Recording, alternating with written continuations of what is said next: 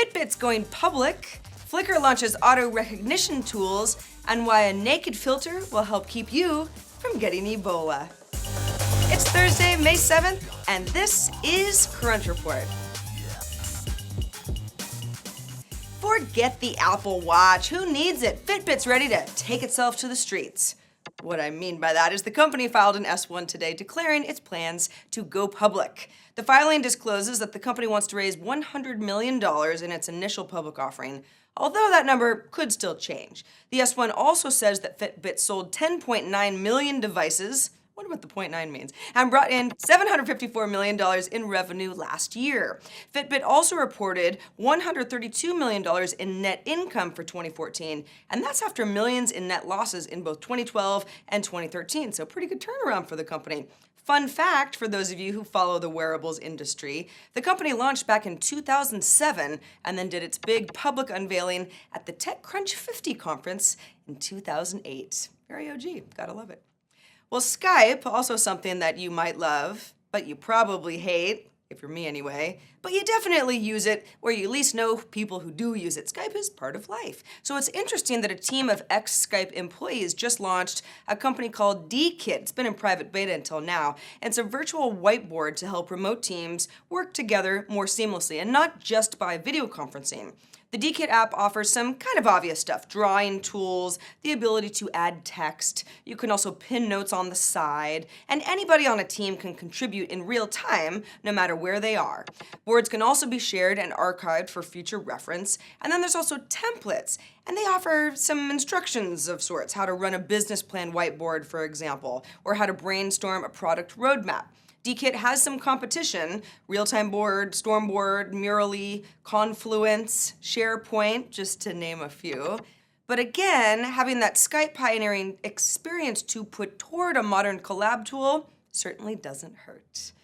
Well, Flickr, the photo storage and social service that still exists, is sporting an updated look on the web and its mobile apps, and made improvements to its search service as well. It's kind of the most we've seen out of Flickr since it increased users' free storage space to 1 terabyte back in 2013. But there's a lot of new stuff here.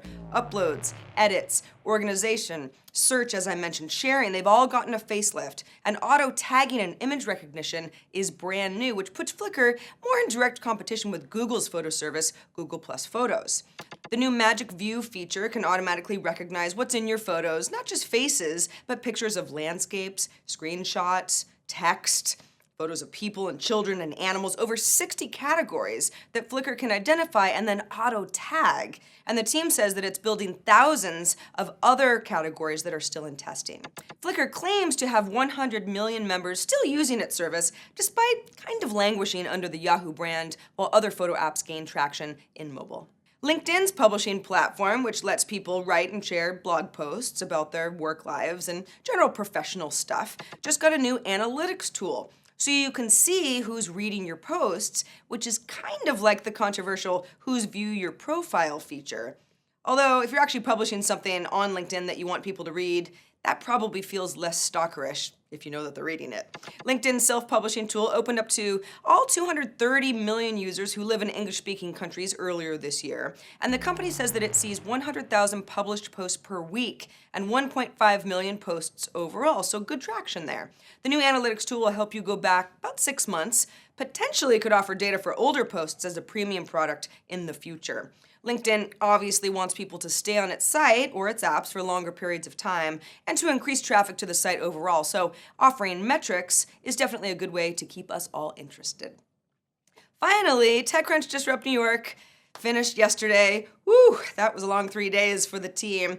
But the startup that won our battlefield and $50,000 is just getting started. If you missed it, the company is called Liquidity, and they make a water filtering system called the Naked Filter. So specifically, it's a water bottle that has a mesh of fibers inside, very dense fibers, and they trap bacteria while still allowing water to flow through. So it helps people from ingesting stuff that's potentially harmful. The filter has to be changed about every 2 to 3 months. Otherwise, you're good to drink. The company was built on 15 years of patented university research. and has some bona fide water experts on the executive team. The CTO used to run 3M's worldwide water group. The director of technology is the former tech lead at Brita. And one of Liquidity's founders invented reverse osmosis, which is the process that makes desalination possible. Pretty interesting credentials there. Liquidity also says that it could license its filters for other products, medicine, oil, gas industries. The possibilities are pretty staggering. You can actually pre-order the Naked filter on Liquidity's website now, and the product expects to ship this summer.